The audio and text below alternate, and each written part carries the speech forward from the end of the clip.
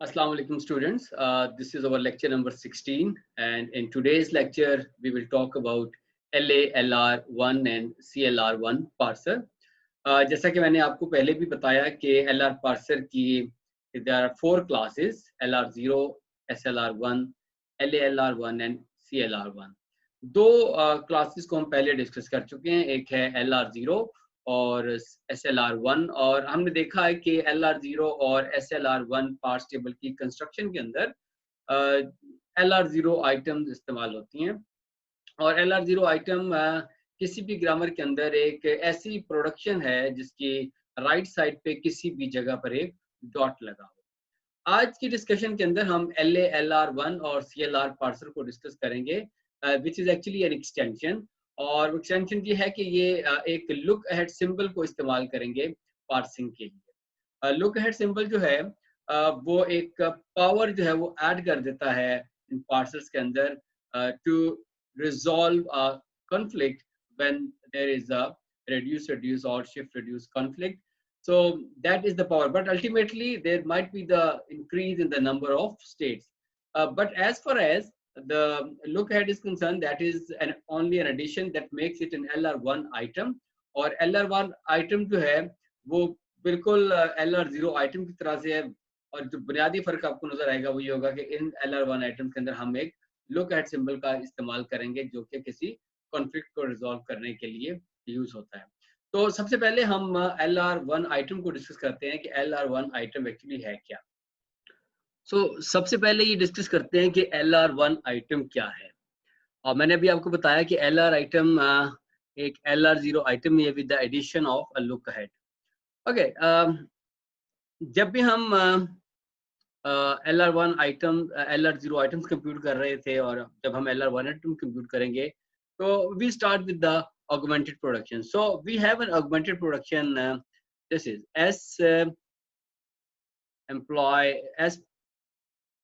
employees dot s और इसका मतलब है कि हम एक s को पार्स करने जा रहे हैं।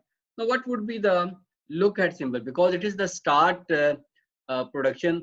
तो look ahead symbol इस केस में हमेशा डॉलर होगा।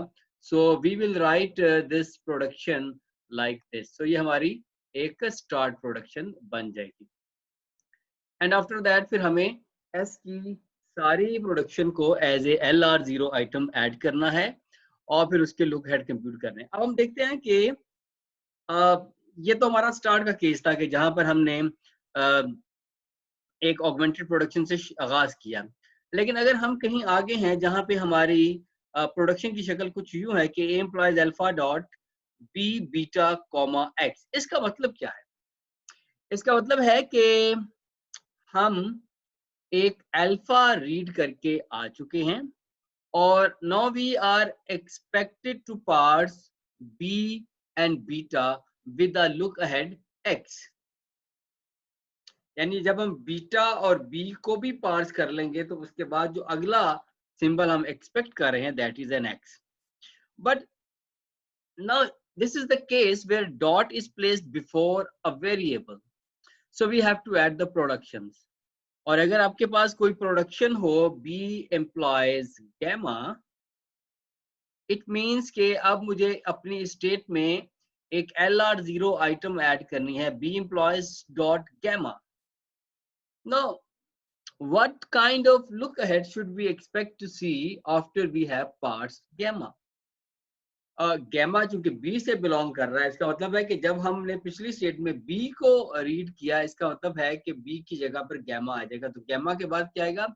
It should be first of beta, first of beta.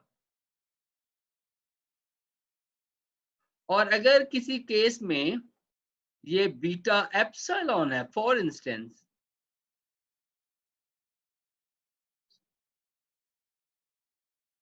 First of beta, और अगर ये बीटा एप्सिलॉन है वैनिश हो चुका है then we will expect an X. जो भी यानी इससे पिछली प्रोडक्शन के अंदर जो लुक हेड थे वो एज इट इज नीचे आ जाएंगे।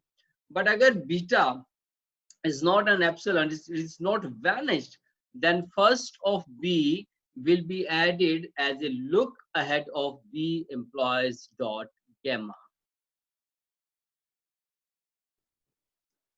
Okay, now we take an example, और फिर उस एग्जाम्पल के साथ हम ये समझने की कोशिश करते हैं कि canonical collection of LR1 item किस तरह से कंप्यूट होगी, और फिर उसके बाद हम एक पार्ट्स टेबल क्रिएट करेंगे और फिर देखेंगे कि उस पार्ट्स टेबल में शिफ्ट रिड्यूस कॉन्फ्लिक्ट किस तरीके से रिजॉल्व होते हैं.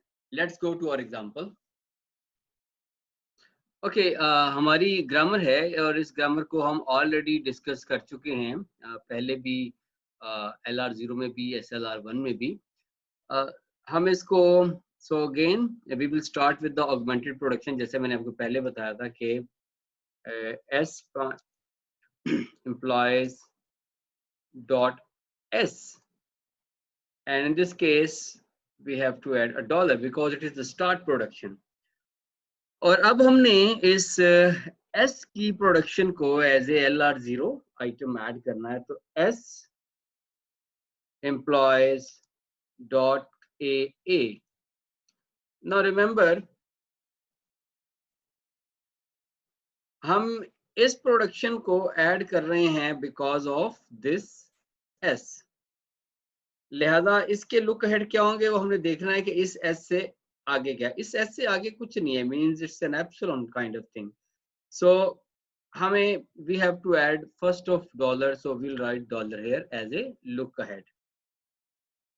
अब जो कि हमने एक ये LR0 आइटम ऐड की और डॉट के बाद एक कैपिटल A आ रहा है, तो हमें A की प्रोडक्शंस को ऐड करना पड़ेगा, which is A employees small a capital A. Now this time this A production is added because of this A. So recall, मैंने वहां पे आपसे कहा था कि B है और इससे आगे बीटा था, तो फर्स्ट ऑफ बीटा आएंगे, यानी फर्स्ट ऑफ A यहाँ पर इस प्रोडक्शन के लिए जिसको हमने ऐड किया है. तो first of A will be added as a look ahead for the A employees dot small a capital A, and first of A is A and B. And similarly एक और A की production है जो हमने add करनी है, that is dot B, and again उसके look ahead भी A और B होंगे. Now this is our state number 1. अब स्टेट I0 से हम एक कैपिटल S रीड कर सकते हैं, हम एक कैपिटल A रीड कर सकते हैं, हम एक स्मॉल A रीड कर सकते हैं और हम एक स्मॉल B रीड कर सकते हैं. Let me label these states. Okay, एक S रीड करते हैं तो हमारी जो पहली प्रोडक्शन थी S बार एम्प्लॉयज S डॉट. और एक चीज का अपना ख्याल रखना है कि जब हम ट्रांजिशन करेंगे तो लुक अहेड्स चेंज नहीं होंगे. ओके, तो लुक अहेड्स जो है वो अपनी जगह पर रहेंगे अनलेस और अनटिल के हम कोई नई प्रोडक्शन ऐड करें.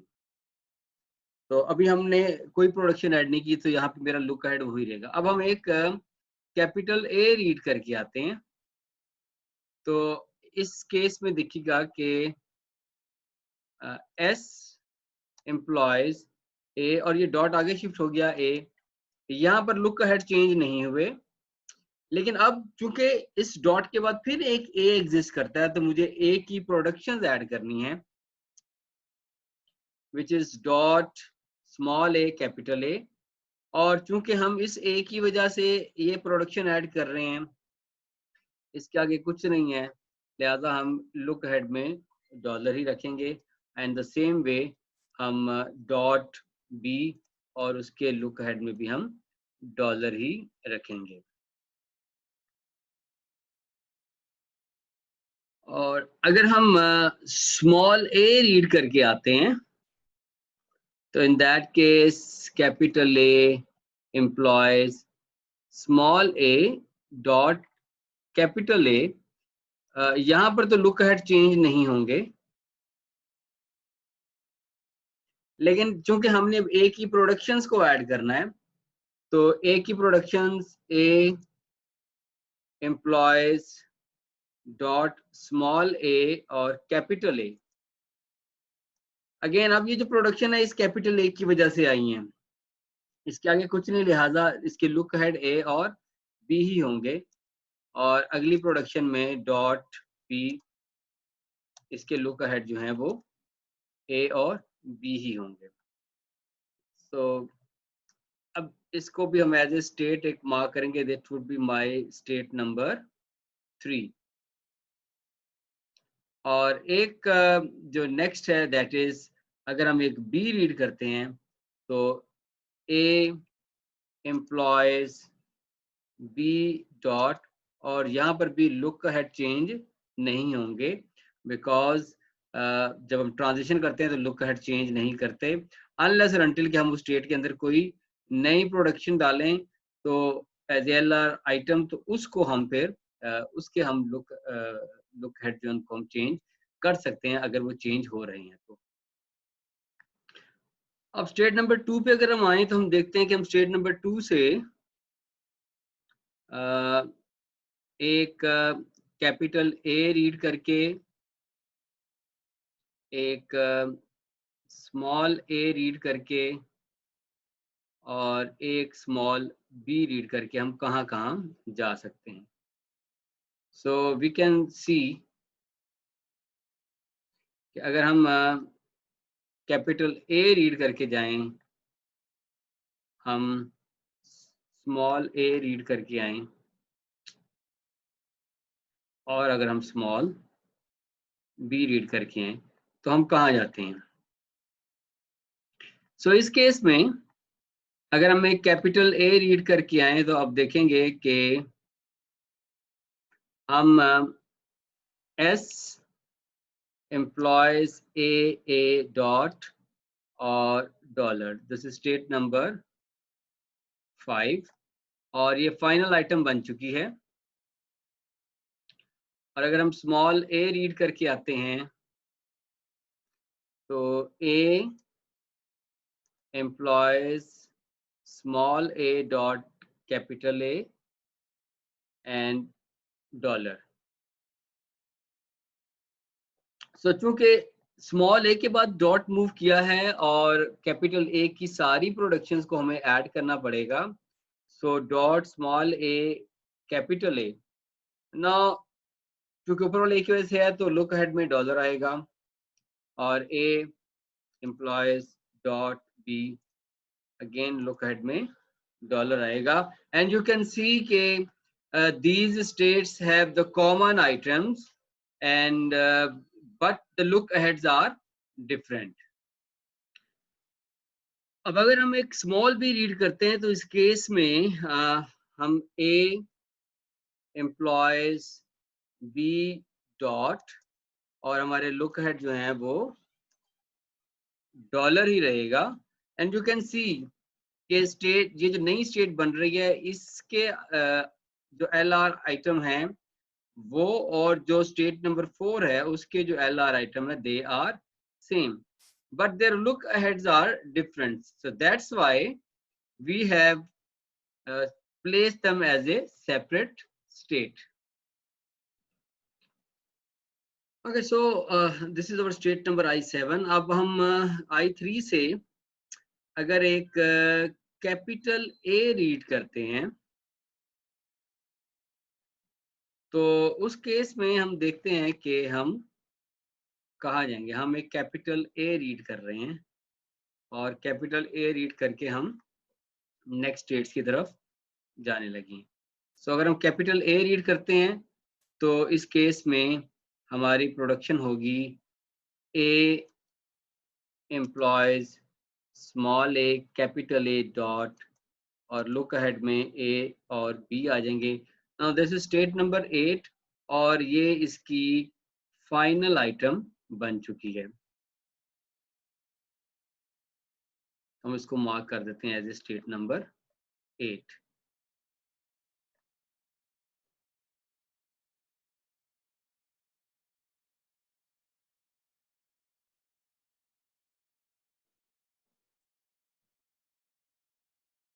इसी स्टेट I3 से अगर हम एक बी रीड करते हैं तो we come to the state number 4।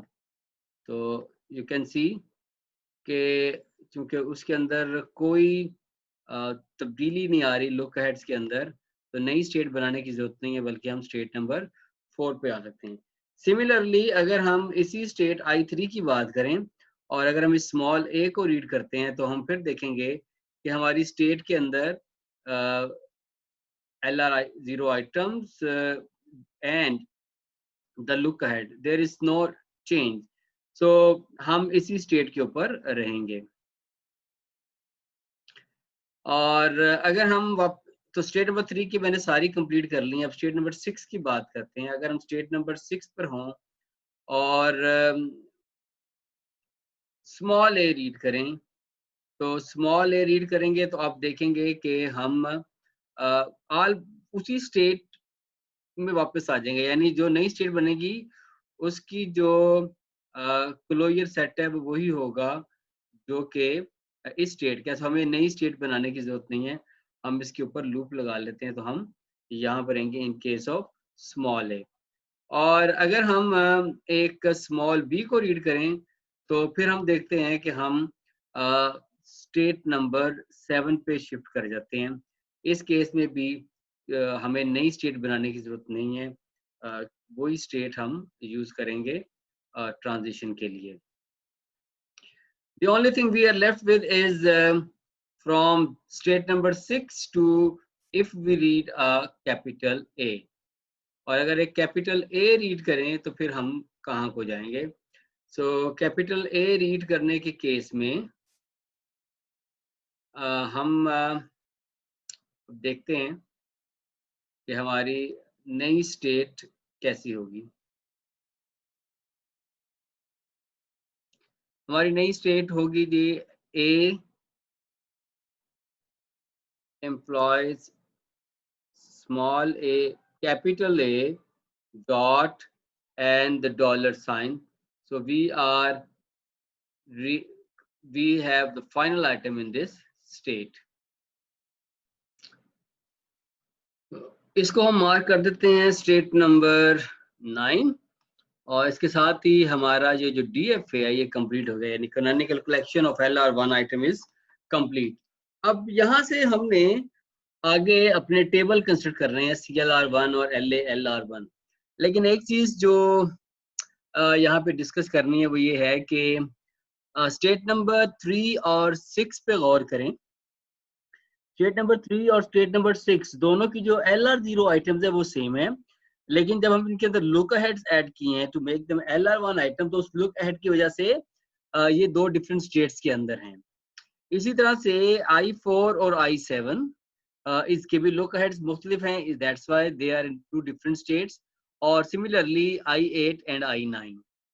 तो जब हम LALR1 टेबल बनाएंगे तो हम इन स्टेट्स को मर्ज कर देंगे और CLR1 टेबल के अंदर ये स्टेट्स ऐसे ही रहेंगी। तो जो मेरी स्टेट्स मर्ज हैं करनी है उनको हम एक दफा नीचे नोट डाउन कर लेते हैं कि जो हमारी स्टेट मर्ज होके आएंगी।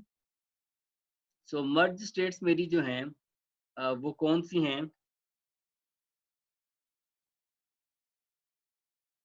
वो है मेरे पास I3 और I6, I4 और I7 और I8 एंड I9। सो ये मेरी मर्ज स्टेट्स हैं, ठीक है, और इनको हम मर्ज कर देंगे आगे अपने पार्ट्स टेबल के अंदर। Now let's move on and construct the parts table. So students, आपको यहाँ पर आई होप के LR1 आइटम कंप्यूट करना समझ आ गई हैं और थोड़ा सा आइडिया आपको हो रहा होगा कि इस लुक हेड की किस तरीके से लुक हेड जो है वो कॉन्फ्लिक्ट्स को रिजॉल्व करेगा। तो अगर हम थोड़ा सा कंपैरिजन करें SLR1 टेबल से, तो वहाँ पे जब हम रिड्यूस की एंट्री डालते थे तो हम देखते थे कि जो जिसके साथ हम रिड्यूस कर रहे हैं उसके फॉलोज में क्या है, वहाँ पर हम रिड्यूस की एंट्री डालते थे। और अब इस टेबल के अंदर CLR1 के अंदर और LALR1 टेबल के अंदर जब हम रिड्यूस की एंट्री डालेंगे तो हम देखेंगे कि लुक अहेड सिंबल्स कौन से हैं। लिहाजा उन सिंबल के अगेंस्ट हमने एंट्रीज को डालना है। So let's start the table construction process. So अगर हम स्टेट नंबर 0 पर हैं तो हम देखते हैं कि हम स्टेट 0 से स्मॉल a के लिए शिफ्ट करके स्टेट 3 पे जाते हैं और b के लिए हम स्टेट 4 पे जाते हैं। तो shift 3 and shift 4 are the entries. और अगर हम कैपिटल S रीड करें तो हम गो टू स्टेट नंबर 1 और कैपिटल A के केस में we go to state number 2। तो ये हमारी एंट्री बिल्कुल सेम है जिस तरह से हमने LR0, SLR1 या और इस केस में हमने किया। तो तीनों केस में ये एंट्री सेम रही। सिमिलरली जब हम स्टेट 1 पर होंगे तो वहां पे हम देख रहे हैं कि एक फाइनल आइटम है and this is special case कि ये स्टार्ट प्रोडक्शन की है और डॉलर है। सो इस केस में we will only perform an acceptance of string.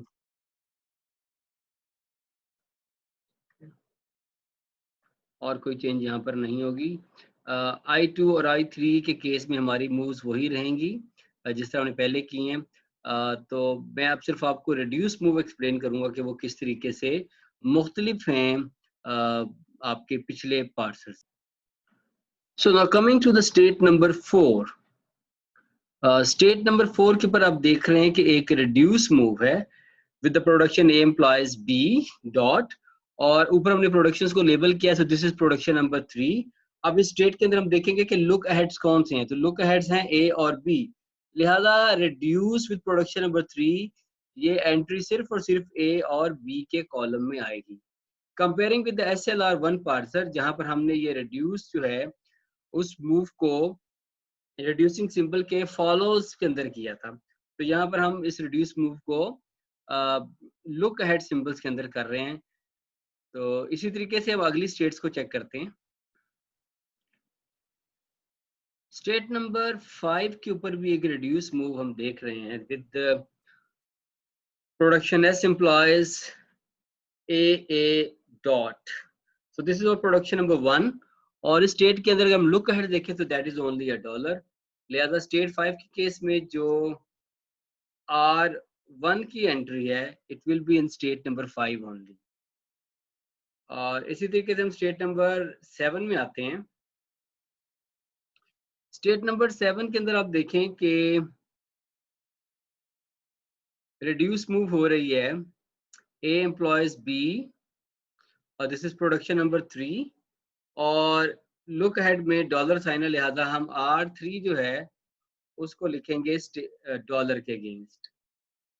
इसी तरीके से प्रोडक्शन नंबर 8 में आ जाएं, स्टेट नंबर 8 में आ जाएं। स्टेट नंबर A में A employees small A capital A के साथ हम रिड्यूस करने जा रहे हैं और लुक अहेड में A और B है और ये हमारी प्रोडक्शन नंबर 2 है, लिहाजा R2 और R2 को हम सिर्फ और सिर्फ A और B के उसमें लिखेंगे। And finally we have state number 9 और स्टेट नंबर 9 के केस में आप देख रहे हैं कि हमारा प्रोडक्शन नंबर 2 से रिड्यूस करना है और लुक अहेड सिर्फ और सिर्फ डॉलर है। तो R2 की जो एंट्री है वो सिर्फ और सिर्फ डॉलर के केस में आएगी।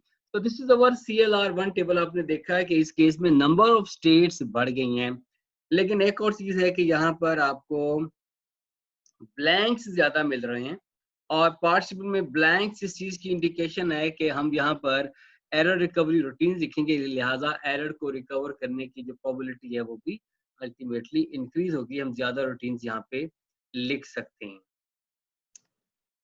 नाउ आई होप कि आप लोगों को CLR1 पार्ट्स टेबल कंस्ट्रक्शन समझ आ गई होगी। इसी टेबल को हम यूज करते हैं और देखते हैं कि किस तरीके से अगर इसकी स्टेट्स को मर्ज कर दिया जाए तो हम LALR1 टेबल कंस्ट्रक्ट कर सकते हैं। आल दो कि हम LALR1 टेबल को इस टेबल को बनाए बगैर भी कंस्ट्रक्ट कर सकते हैं, लेकिन आई थिंक जब CLR बनाने के बाद तो फिर जब LALR1 को अंडरस्टैंडिंग है वो ज्यादा आसान हो जाती है कि एक्चुअली स्टेट किस तरीके से मर्ज हुई है। वरना जरूरी नहीं है कि हम पहले CLR1 टेबल कंस्ट्रक्ट करें, हम डायरेक्टली LALR1 टेबल भी बना सकते हैं। So now we are going to construct LALR1 parts table. Okay, यहाँ पे देखिएगा कि हमने स्टेट 3 और 6 को मर्ज कर दिया है। इसका मतलब है कि जब भी हम किसी स्टेट से शिफ्ट ऑपरेशन करके स्टेट नंबर 3 पे जाएंगे तो एक्चुअली हम मर्ज स्टेट 3 6 पर जाएंगे, जैसा कि हमने नीचे टेबल में लिखा है। इसी तरीके से जब भी कोई हम शिफ्ट ऑपरेशन करके स्टेट 4 पे जाएंगे तो हम अपने LALR1 पार्ट्स में एक्चुअली हम स्टेट नंबर S4 7 पे जाएंगे, बिकॉज हमने स्टेट नंबर 4 और 7 को मर्ज कर दिया है। इसी तरीके से अगर हम स्टेट नंबर 6 पे जाएंगे तो ये भी मर्ज है 3 के साथ, तो ये 3 6 को ही इंडिकेट कर रही है। लिहाजा हमने जो एंट्रीज LR1 टेबल के अंदर, CLR1 टेबल के अंदर S3 से की थी वो S3 6 हो गई, जिन्हें हमने S4 किया था वो S4 7 हो गई। तो मैं सिर्फ वो वाली एंट्रीज डाल रहा हूँ जो जरूरत है, मैं गो टू पार्ट को आखिर में कंप्लीट करूंगा। उसके बाद I2 के ऊपर हम देख रहे हैं कि हम स्टेट 2 से स्टेट नंबर 6 पे जा रहे थे, एक्चुअली हम स्टेट नंबर 3 6 पे जा रहे हैं, और B से हम स्टेट नंबर 7 पे जाते हैं। एक्चुअली ये स्टेट 4 के साथ मर्ज है तो ये 4 7 होगी। इसी तरीके से स्टेट 3 पे हम स्टेट 3 पे लूप लगा रहे थे, और अगर हम देखें तो A के लिए स्टेट 6 पे लूप है, तो इसका मतलब है कि हम 3 6 पे ही रहेंगे और S4 और 7 पे हम जाएंगे। इसी तरीके से स्टेट नंबर 7 5 और 8 9 इसकी हम बात करते हैं। Let me first complete the go to entries.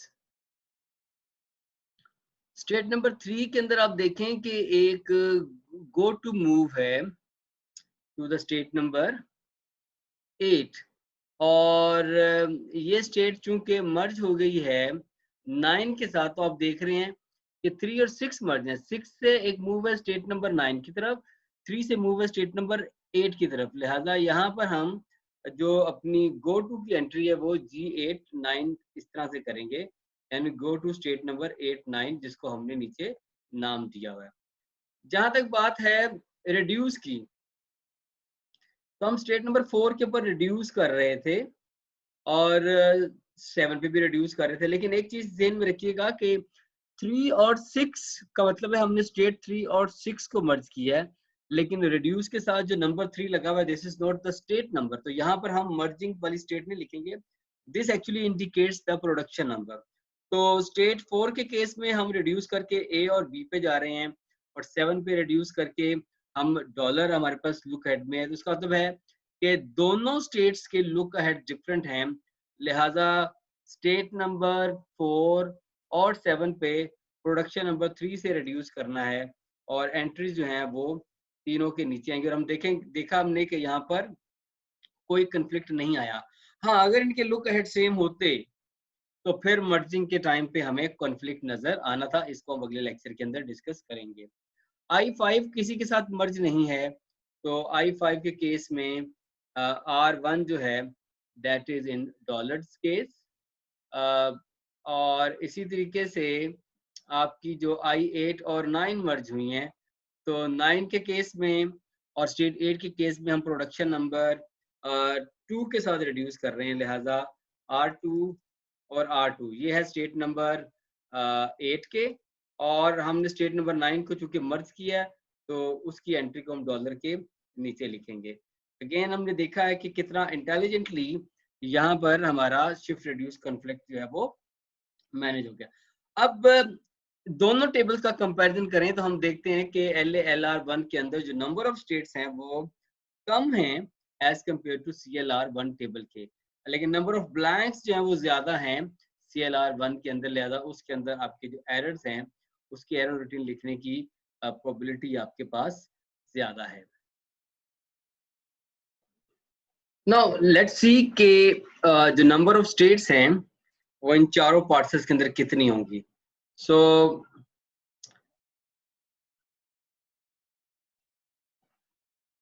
number of states,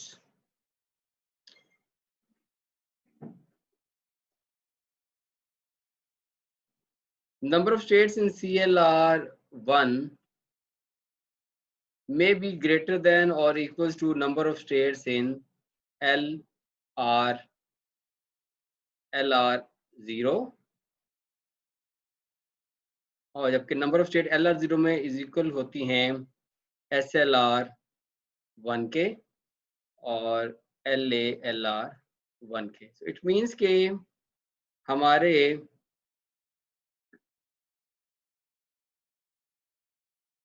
LR0, SLR1 और LALR1 के अंदर जो नंबर ऑफ स्टेट्स हैं वो एक जैसी होंगी। CLR1 के अंदर नंबर ऑफ स्टेट्स ज्यादा भी हो सकती हैं और बराबर भी हो सकती हैं।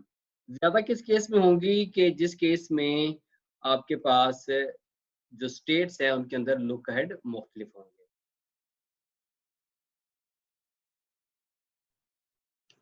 सो स्टूडेंट्स, आज के लेक्चर के अंदर हमने CLR1 और LALR1 पार्ट्स को डिटेल में देखा है और हमने देखा है कि इन दोनों पार्ट्स टेबल की कंस्ट्रक्शन के लिए हमें LR1 आइटम की जरूरत होती है और हमने देखा कि LR1 item is just an LR0 item with the addition of a look ahead symbol. So that's why they are called LALR1 and CLR1 because they are looking at the one symbol. और फिर दूसरी चीज हमने देखी है कि जब हम रिड्यूस करते हैं तो रिड्यूस करते हुए अगर मैं इसका कंपैरिजन करूं SLR के साथ तो SLR1 पार्सर के अंदर हम देखते थे कि जो रिड्यूसिंग सिंबल है उसके फॉलोज में क्या है, हम रिड्यूस की एंट्री उस जगह पे डालते थे। जबकि इस केस के अंदर जब हमने रिड्यूस करना चाहा तो हम देखते हैं कि उस स्टेट के अंदर लुक अहेड सिंबल्स कौन से हैं, तो हम उस लुक अहेड के गेस जाके एंट्री डालते हैं। That's why the handling of shift reduce and reduce conflict is easily managed in LALR1 and CLR1 parser. अगले लेक्चर के अंदर हम डिस्कस करेंगे कि वो कौन सी पॉसिबिलिटीज हैं या वो कौन से ऐसी कंडीशंस होंगी कि जिसके अंदर हमें इन दोनों पार्ट्स के अंदर ये कन्फ्लिक्ट्स आ सकते हैं और अगर आते हैं तो फिर वो कैसे रिजॉल्व हो सकते हैं या रिजॉल्व नहीं हो सकते। इन पॉसिबिलिटीज को हम अपने अगले लेक्चर के अंदर डिस्कस करेंगे।